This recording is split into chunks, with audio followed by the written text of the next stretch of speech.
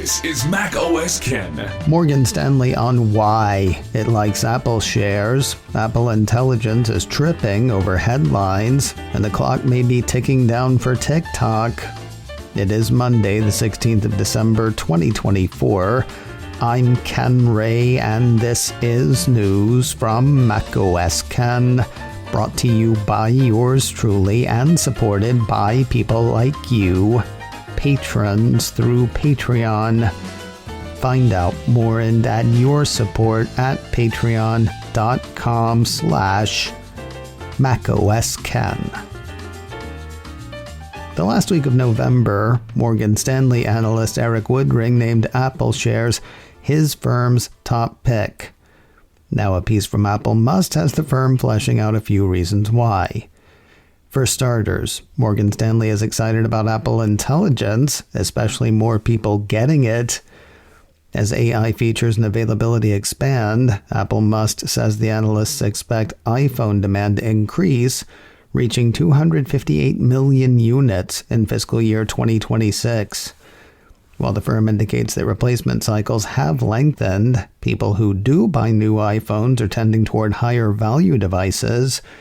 That, plus falling costs for some components, could lead to increased margins. Services will keep growing in the firm's estimation. That comes with a couple of stunning figures. 1. Less than 50% of Apple users pay for services today, according to Morgan Stanley, indicating a lot of room to grow. Additionally, Apple's installed base is expected to keep growing mid-single digits through at least 2027. Throw in potential paid AI services that could add $7 billion to $14 billion of incremental services revenue in fiscal year 27, and you've got a firm that is confident in the sustainability of double-digit services growth for Apple. That said, there are worries. Chief among them, the DOJ case against Google.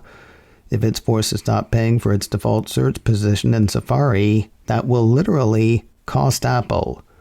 There is also the possibility that trade tariffs between the US and China could hurt the Cupertino company, though Morgan Stanley seems to think Apple will be able to work or talk its way around those. Last I heard, Morgan Stanley had an overweight rating on Apple shares. The firm's price target on the shares is $273. Speaking of Chinese tariffs and avoidance of, it looks like at least some AirPods may soon sport a Made in India label. Mac Rumors highlights a Bloomberg report that says Foxconn will begin production of the stoppers at a factory near Hyderabad in the first quarter of 2025. According to the piece, the factory has reportedly been making AirPods on a trial basis, with manufacturing set to ramp up quickly after production begins. It'll make AirPods only the second major Apple product to be assembled in India after the iPhone. A tiny bit of gamesmanship may have gone into this move. According to Mac Rumors, Foxconn officials apparently debated internally for months about whether to assemble AirPods due to the relatively low profit margins, but ultimately decided to go ahead with it to reinforce engagement with Apple. Probably didn't want Apple to say, ta-ta. The days appear to be numbered for iPhone 14, iPhone 14 Plus, and iPhone SE in the European Union. Less than you can count on your fingers and toes. Mac Rumors says sales of the devices will stop there thanks to a law requiring smartphones sold new to have a USB-C port for wired charging. All three of these iPhone models are still equipped with a Lightning port for wired charging, according to the piece. Mac Rumor cites a report from the French blog iGeneration indicating that the three iPhones will no longer be sold through Apple's online store and retail stores in the European Union as of the 28th of December, the day the USB-C rule goes into effect. That said, there may still be a few floating around. Indications are that authorized resellers will be able to sell through whatever stock they have on hand. It's unclear whether Apple would be allowed to do the same, though Apple's decided to kill sales either way according to iGeneration. One of those head-scratching stories to start your week. If Goldman Sachs wants out of the consumer credit card business, why do they incentivize sign-ups for Apple Card? They don't do it often, and yet they are doing it now, according to a report from 9to5Mac. For a limited time, says the piece, Apple is offering at least 2 new sign-up bonuses for Apple Card. One offers new card holders a bonus of $100 in daily cash if they spend $500 in their first 60 days. The other offers $300 in daily cash for folks who spend $1,500 within 60 days of opening their account. The first offer is being promoted via social media, the second through targeted email. Both offers are good through the 13th of January. You may be able to trust Apple News for news, but maybe not Apple Intelligence. In the words of Jay Leno, "Boy, did you hear about this?" Apple Insider says the BBC has taken issue, because Jay Leno jokes are really relevant right now. That's me, finger on the pulse. Anyway, Apple Insider says the BBC has taken issue with the way Apple Intelligence summarized one of its stories recently. The summary said that Luigi Mangione, the guy arrested for shooting the CEO of United Healthcare, had shot himself.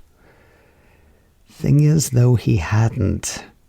But Apple Intelligence said the BBC said that was a thing that had happened. It is essential to us that our audiences can trust any information or journalism published in our name, and that includes notifications, said a spokesperson from the Beeb. Said Apple, get in line.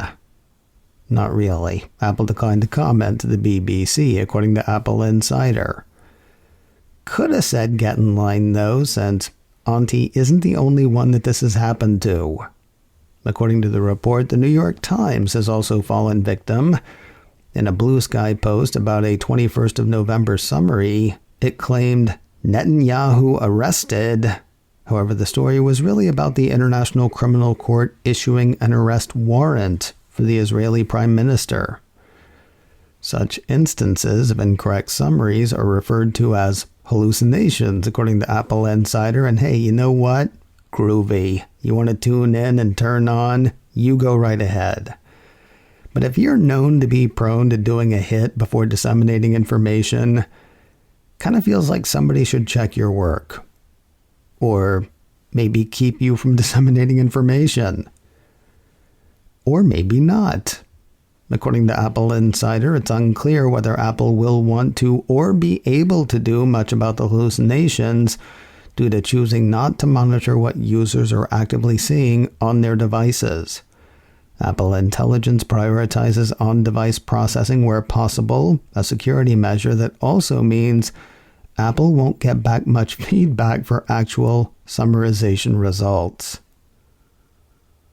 I think I'm supposed to say we're all going to be fine, but I may be hallucinating, or wishful drinking, or both. I already did the whole days are numbered thing, didn't I? Well, something else clever then about TikTok. CNBC says a couple of members of the U.S. House of Representatives, one Democrat, one Republican, have written to Apple and Google telling them to be ready to get rid of the video social media platform TikTok. According to the report, the members of the House Select Committee on the Chinese Communist Party wrote to Alphabet CEO Sundar Pichai and Apple CEO Tim Cook as a sort of follow-up to a court decision last week.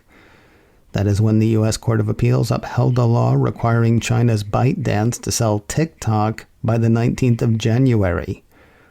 If it does not, the piece says Apple and Google will be required by law to ensure that their platforms no longer support the TikTok app in the U.S. According to TikTok, banning the service for 1 month in the States would mean a loss of sales and earnings for U.S. small businesses and creators of $1.3 billion. Feels like it might not be gone that long, though. while returning President Donald Trump's first dealings with TikTok had him trying to get the service banned in the US during his first administration. He seemed to sort of like TikTok earlier this year. That was after he met with billionaire Jeff Yaz, a Republican mega donor and a major investor in the Chinese-owned social media app. CNBC says Trump has yet to indicate whether he'll enforce the TikTok ban when he takes office. On the 20th of January, one day after the ban is set to go into effect. And finally today, if it is really an honor just to be nominated, Apple TV Plus has been honored for its kids programming 29 times over. Cult of Mac says that is how many nominations the Cupertino streamer has nabbed for the 3rd annual Children's and Family Emmy Awards. 10 shows earned the 29 nominations, one of them, Fraggle Rock, Back to the Rock, earning 10 all by itself. The Apple TV Plus adaptation of The Velveteen Rabbit picked up 6. The Jane Goodall-inspired series Jane picked up 3.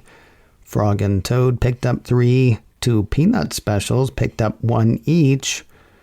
Other titles nabbing noms include 2 for Shape Island and 1 each for Lovely Little Farm, Interrupting Chicken, and Curses. The 3rd annual Children's and Family Emmy Awards will be handed out on Saturday, the 15th of March. macOS Can, brought to you by me and supported by people like you, patrons through Patreon. Find out more and add your support at patreon.com/macOScan. Advertising handled by Backbeat Media, online at backbeatmedia.com. You can reach me a couple of ways. Info at macoscan.com or call 716-780-4080. Until next time, that is news from macOS Ken. I'm Ken Ray.